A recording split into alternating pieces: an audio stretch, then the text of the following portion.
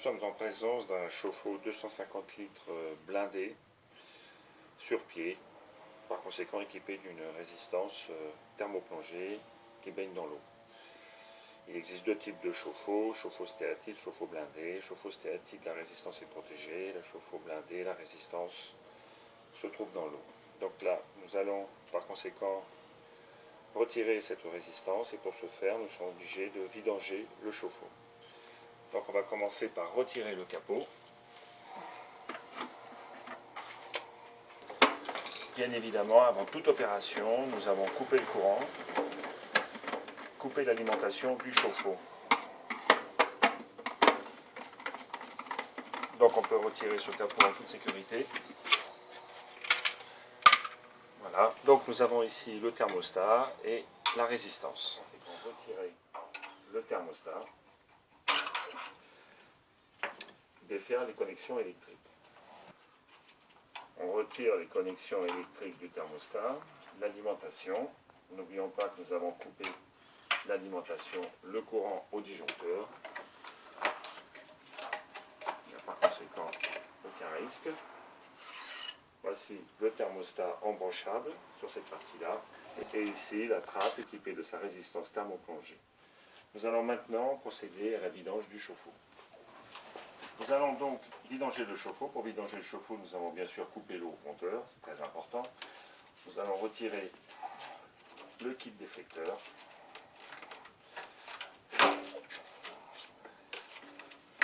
En essayant de ne pas le casser. Nous allons par conséquent le mettre de côté. Nous allons retirer l'alimentation d'eau du groupe de sécurité.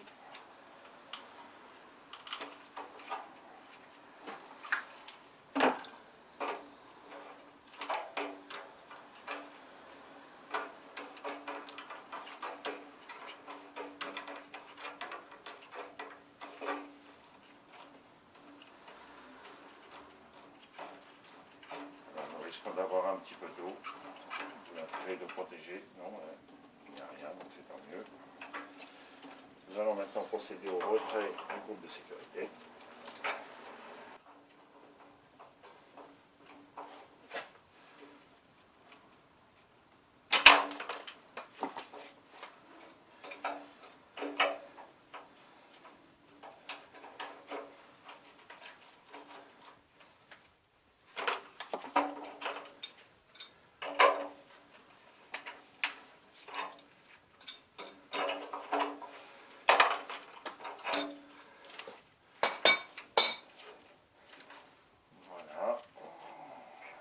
Défait pas complètement, qui permet d'évacuer l'eau directement à l'extérieur. Et afin de procéder à une prise d'air, ce qui permettra la vidange rapide et accélérée du chauffe-eau, nous allons défaire la sortie eau chaude.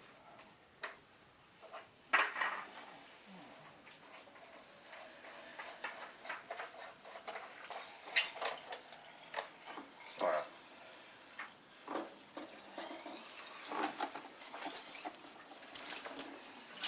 C'est la méthode la plus rapide pour vidanger un chauffe-eau. Ah, mais le chauffe-eau est bientôt vide, on peut le constater. On va donc pouvoir démonter la plaque. Bien sûr, il faut protéger car il y a encore de l'eau. Ici, nous sommes dans un garage, il n'y a aucun problème. Si, dans le cas contraire, il faut impérativement protéger le sol avec une bâche et quelques toiles à laver pour les risques d'éclaboussure. Nous allons donc démonter la plaque.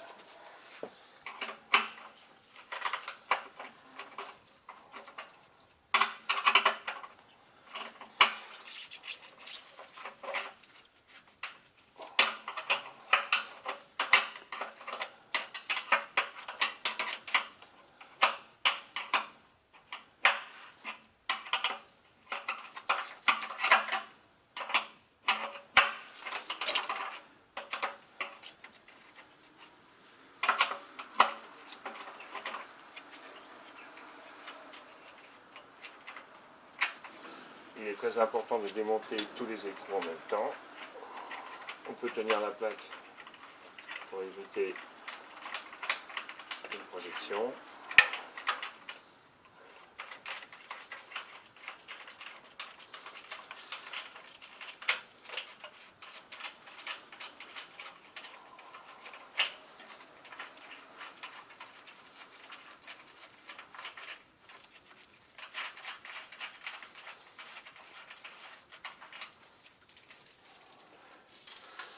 Et on va retirer cette plaque tout doucement. On va utiliser un tournevis pour décoller. Voilà.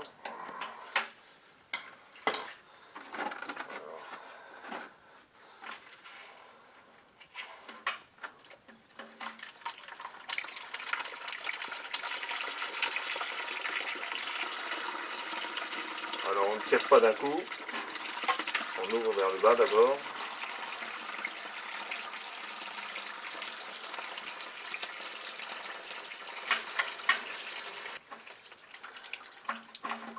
Voilà.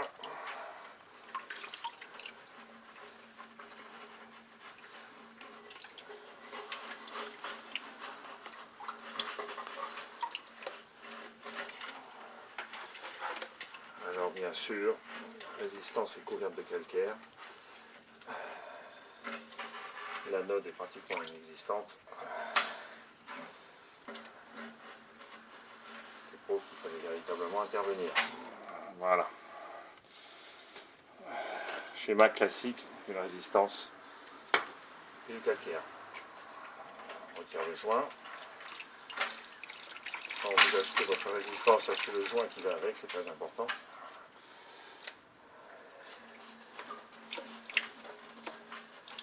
Nous allons nettoyer l'intérieur du chauffe-eau.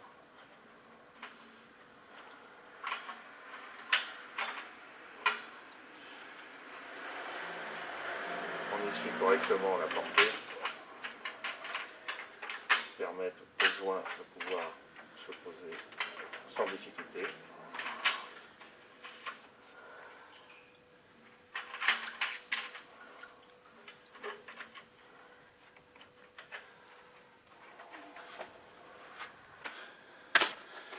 Donc on récupère le joint neuf, si possible.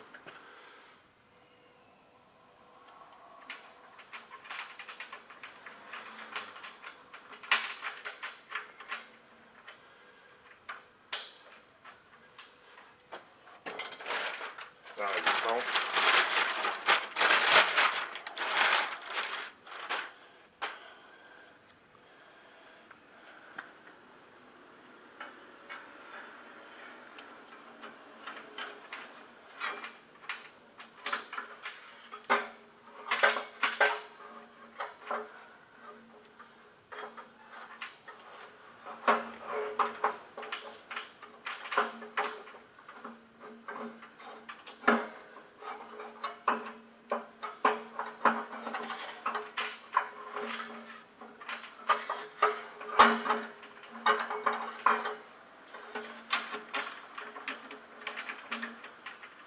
Il ne faut surtout pas s'énerver.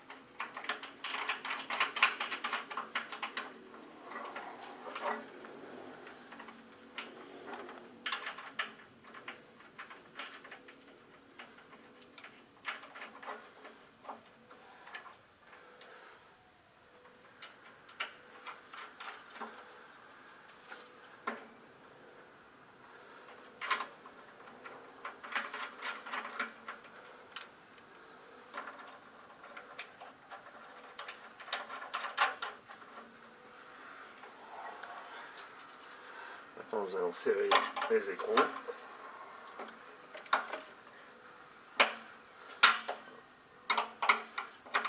Exactement comme pour les pneus d'une voiture, on va serrer ça, on nettoie.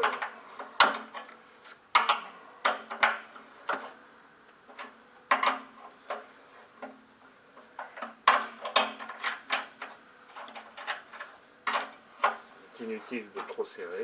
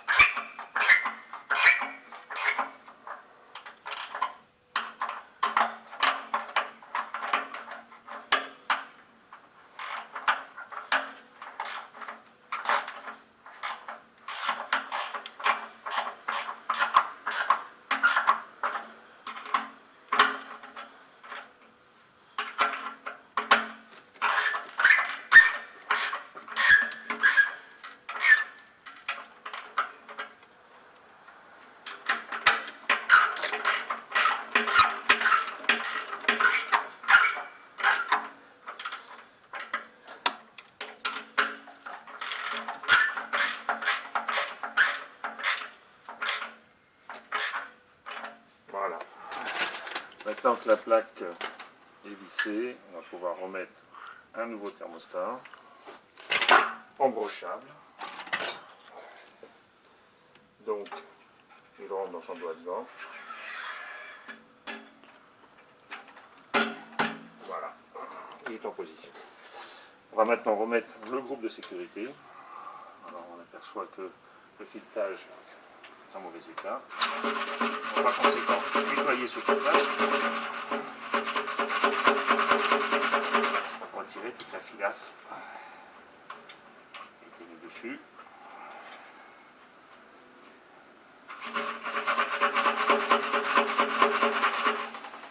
Aucun problème, c'est pour ça.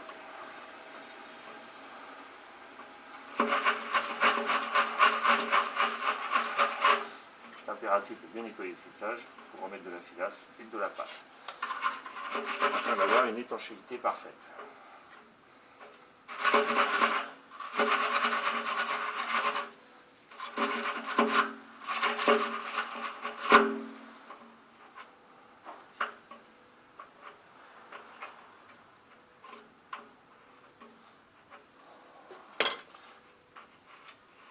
Voilà.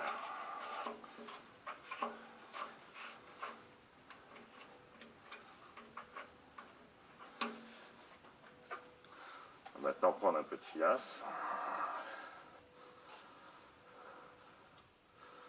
On peut aussi utiliser le téflon.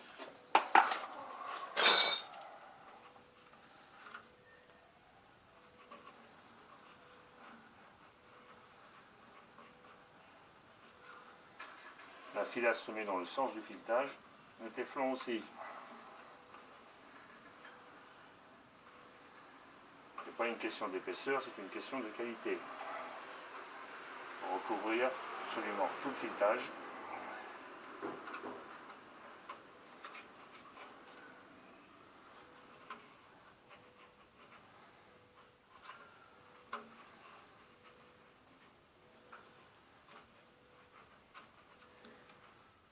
Pas toujours facile, bien sûr.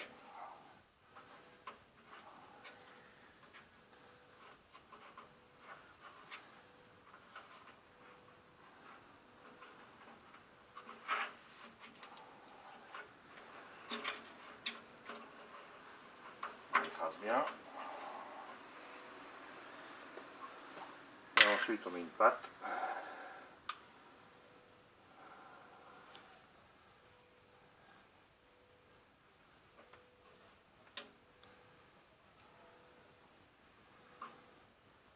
Ce sont des pâtes à filasse, tout simplement. Des pâtes à joint.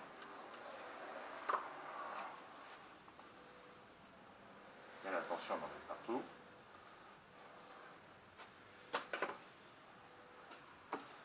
Profite pour essuyer parce qu'après ça ne sera pas possible.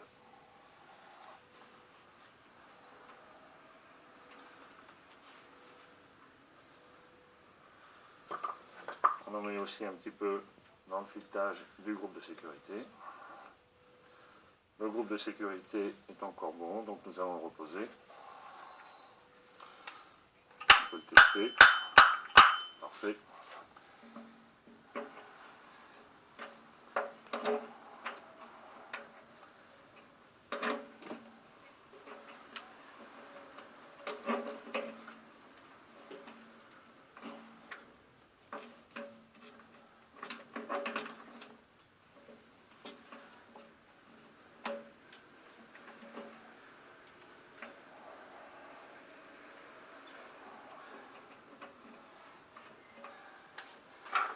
On va nettoyer la portée avec un peu de papier de verre.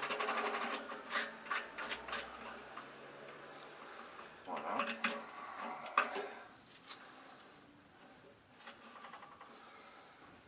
On vérifie que le joint est bien parti.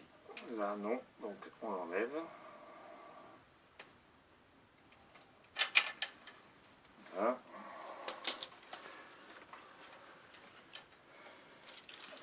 Même punition, on nettoie la portée, toujours. Les portées de joint doivent être absolument impeccables si nous voulons une étanchéité parfaite. Tout à à fait logique, très simple. Donc nous mettons un nouveau joint.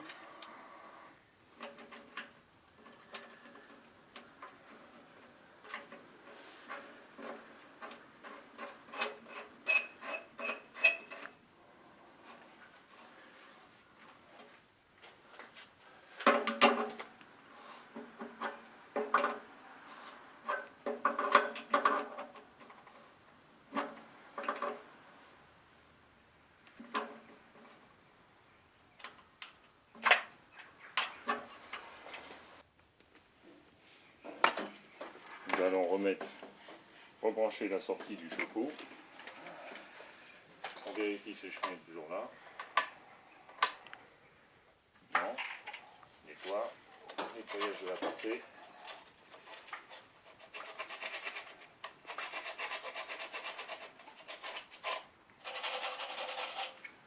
Le raccord diélectrique est en bon état.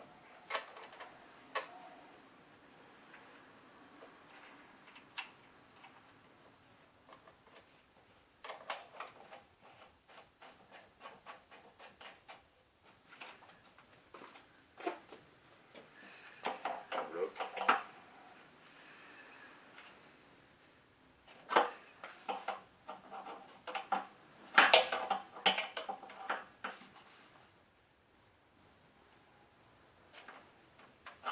Voilà.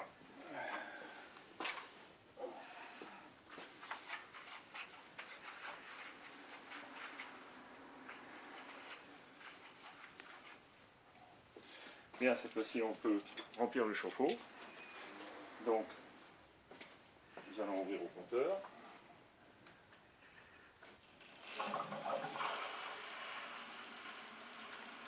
Il est impératif au moment du remplissage du chauffe-eau d'ouvrir un robinet d'eau chaude, car il faut que l'air à l'intérieur du chauffe-eau puisse être expulsé. Alors, ou vous ouvrez un robinet d'eau chaude, ou vous ne fermez pas complètement les coups de sortie du chauffe-eau. Le robinet d'eau chaude étant beaucoup plus simple. Lorsque l'eau coulera au robinet d'eau chaude, on pourra dire que le chauffe-eau est plein. Pendant que le chauffe-eau se remplit, nous allons installer le kit déflecteur.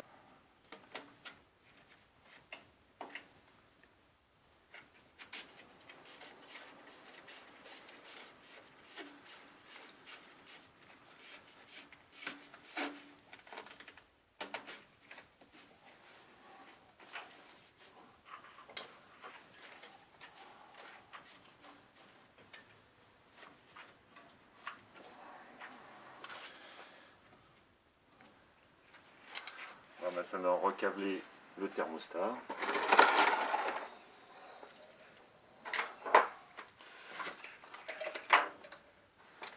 Il est préférable de remplir le chauffe-eau avant de câbler le thermostat.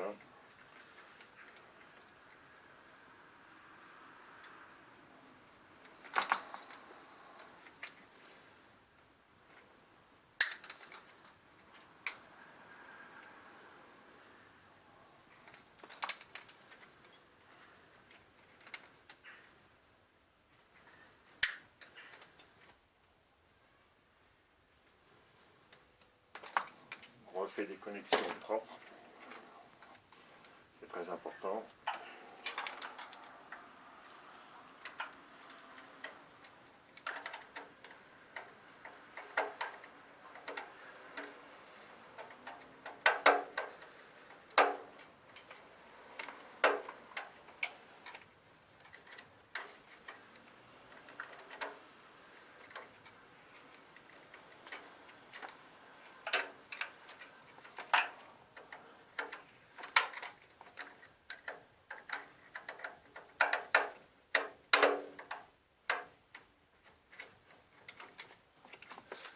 Passer par en dessous sera plus simple.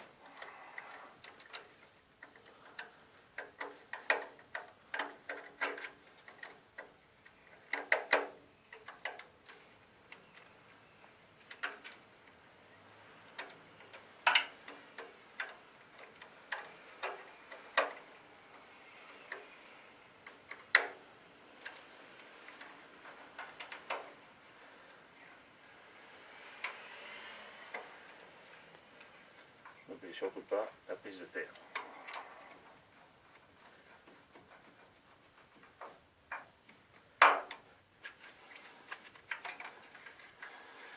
restera ensuite, on vérifie les connexions.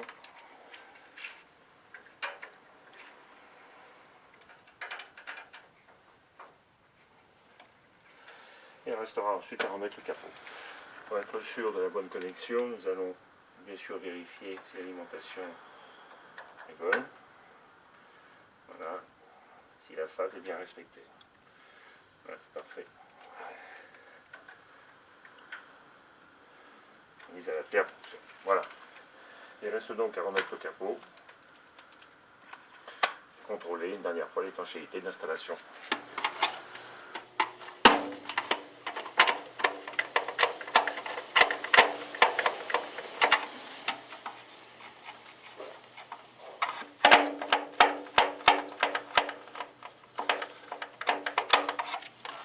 On vérifie sa stabilité.